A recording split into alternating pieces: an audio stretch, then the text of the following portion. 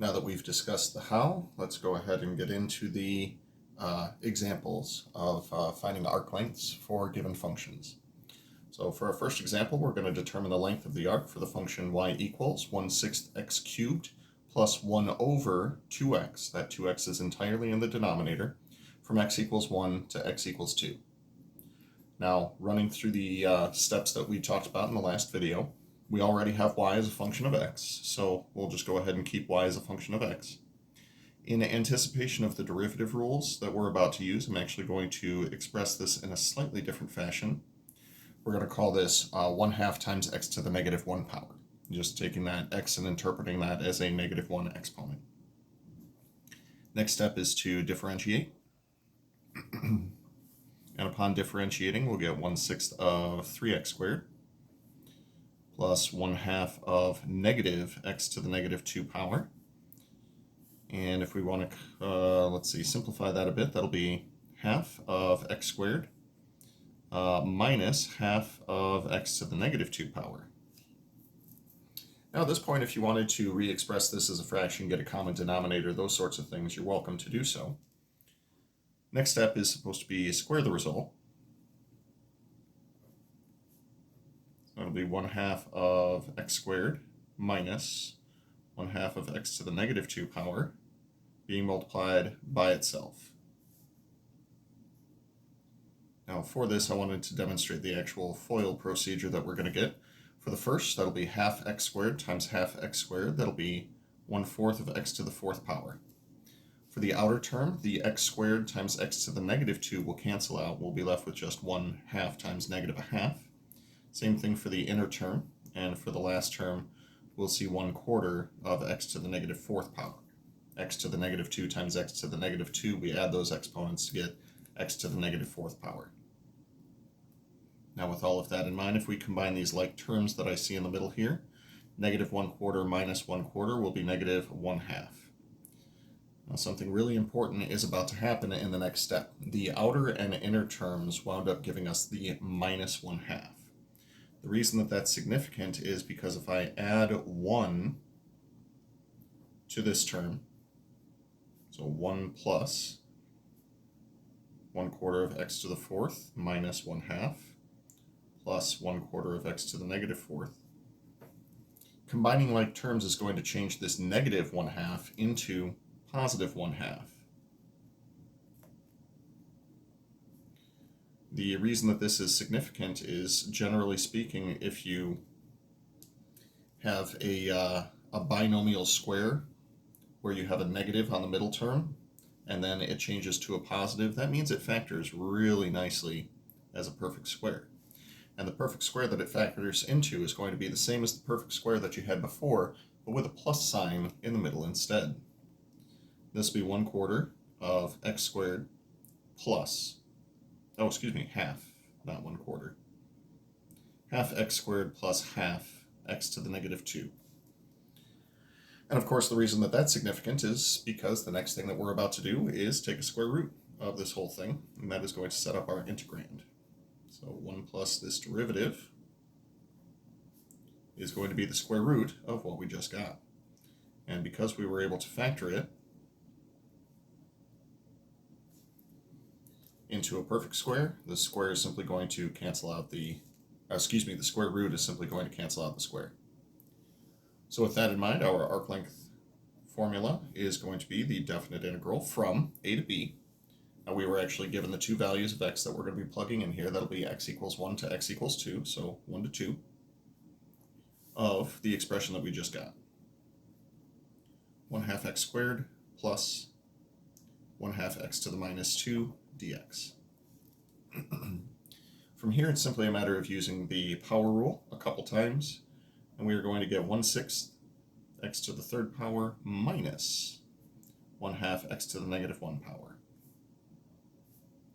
Plugging in our bounds of 1 and 2, the upper bound of 2 will give us 2 cubed over 6. 2 cubed over 6 reduces to 4/3, minus 1/2 times 1/2, that'll be 1/4. And then we'll subtract what we get when we plug in x equals 1, which will be 1/6 minus 1/2. At this point, if you wanted to turn to a calculator to help you out, I can't really say anybody blames you for that, but I'm feeling hardcore today, so let's go for it. 4/3 minus 1/4. Let's see, 1/6 minus 1/2 will be negative 1/3. With a negative in front of that, that'll be plus 1/3, which would be 5/3. Oh, hi, BB. Minus 1/4, which would be 20 minus 3, all over 4 times 3 for a final answer of 17/12. Good, good. That was getting common denominators and then combining them to a single fraction. All right, next example that we have, this time we're going to try x as a function of y and see if we can get more favorable results. Spoiler alert, there's another one after this. Determine the length of the arc for the function x equals natural log of the cosine of y from y equals 0 to y equals pi over 3. Once again, we start by solving for one of the variables, which in this case, already done for us. Step 2, take a derivative. The derivative is going to treat x as our dependent variable and y as our independent variable. Therefore, we're going to see dx over dy. Derivative of a natural log function is 1 over that. Then the chain rule says multiply by the derivative of that function. So we get 1 over the cosine of y times the negative sine of y. Simplifying using a quotient identity, we'll call that negative tangent of y. Step 3, we square what we just got. Squaring a negative is going to turn this thing into a positive tangent squared of y. Then we add 1 to the result, and we are going to see some chicanery take place. 1 plus the tangent squared of y, there is a Pythagorean identity associated with this, and this would be the secant squared of y. And it's a good thing that there was one of these identities for it, because of course the next step is to take a square root of the whole thing. Taking a square root of the secant squared of y will give us simply the secant of y. Technically, the absolute value of the secant of y, however, based on the values of y that were given to us, we're dealing with only angles from the unit circle that are in the first quadrant, so we don't need to worry about absolute values there. So with that in mind, setting up our arc length integral, this will be the integral from bounds given were y equals 0 and y equals pi over 3, and since we're setting this up with respect to y, we'll keep it as such. I said in a previous section that the integral of the secant function is something that you should simply have memorized and ready to go for exactly this kind of situation. So that'll be the natural log of the secant of y plus the tangent of y, going from y equals 0 to y equals pi over 3. Plugging these bounds in, we will get the natural log of the secant of pi over 3 plus the tangent of pi over 3 minus the natural log of the secant of 0 plus the tangent of 0. Evaluating all of these trigonometric ratios will give us the natural log of secant of pi over 3 is going to be 2. Tangent of pi over 3 is the square root of 3. Secant of 0 is 1, and the tangent of 0 is 0. Now the good news is that when we simplify this as completely as possible, 1 plus 0 is 1, and the natural log of 1 is going to be equal to 0. Therefore, the only thing that we're going to be left with here is the natural log of 2 plus the square root of 3. Final answer. Now, with all of those things in mind, I do have one more that I want to try out where we'll have to do some additional algebra before we're able to do step 1.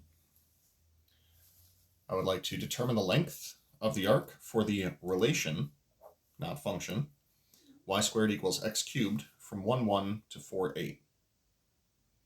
Now, with this sort of setup, I've really given you the option of do we want to solve for y or do we want to solve for x here, because I've given you both x as well as y values to go with.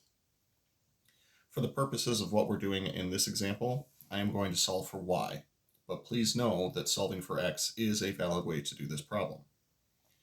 So I'm going to start by taking a square root of both sides. Normally, when I take a square root of both sides, I would see a plus or minus pop up.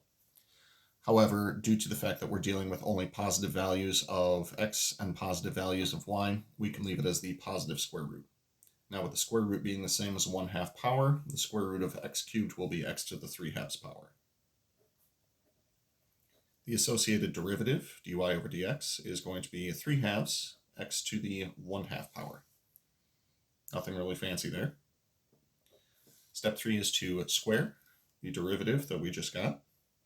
Dy over dx is equal to, squared is equal to 3/2 x to the 1/2. We're going to square that. Squaring the 3/2 will give us 9/4. Squaring the square root of x will give us simply x. Next up, we are going to be adding 1 to this square of a derivative that we just did. That'll be simply 1 plus 9/4 x. Now, if you wanted to at this point, you could get a common denominator for these. Probably not too bad an idea. We'll call this 4 plus 9x all over 4. And again, not a whole lot of additional algebra can take place here. And when I take the square root of this whole thing, the numerator doesn't have a great square root, but the denominator certainly does. As such, we can refer to this as 1/2 of the square root of 4 plus 9x. Good news is that I believe through the use of a substitution, we'll be able to integrate this without too much difficulty. Setting up our integral, this will be the integral. Arc length is equal to. Now, we're setting this up in terms of x. So when we go back to the original points given to us, I want to use only the values of x that were given to us. So this will go from x equals 1 to 4 of the expression that we just got. Now, as I mentioned in the description, we are going to be able to use a substitution for this one. We'll substitute in purple because that's fancy. We'll let, oh boy, gotta actually define the variable first. Let u be equal to 4 plus 9x. Then du is going to be equal to 9 dx, or simply dx is going to be equal to 1/9 of du. As far as the bounds are concerned, when x is equal to 1, u is going to be equal to 4 plus 9 times 1, which simplifies to 13. And when x is equal to 4, u is going to be equal to 4 plus 9 times 4, which simplifies to be 40. Making all of these substitutions into our definite integral, we are going to see. Let's take that 1/2 outside to begin with. This will be the integral from 13 to 40 of the square root of u times 1/9 of du. So with that in mind, take the 1/9 outside of the integral as well. We can call that 1/18. Definite integral from 13 to 40 of u raised to the 1/2 power du. Things are looking pretty good so far. We'll keep that 1/18 as 1/18. Integrating u to the 1/2 power, power goes up by 1. We divide by the new power, or multiply by the reciprocal, as it were. And then we'll plug in our bounds of 40 and 13. And we can also take the 1/18 times 2 over 3 and reduce the 2 over 18 down to a 1 over 9 and get ourselves to 1/27 of 40 to the 3/2 power minus 13 to the 3/2 power. As is hopefully widely known, anything raised to the 3/2 power, 3/2 can be interpreted as 1 and 1/2. We could call this 40 square roots of 40 minus 13 square roots of 13 all over 27. The only additional simplifying that I would want to see here is that the square root of 40 can be simplified into, well, 40 can be factored into 4 and 10. Square root of 4 is 2, combined with the 40 in front, that'll be 80 square roots of 10, minus 13 square roots of 13, all over 27. That will be the most simplified form of our final answer. Hooray!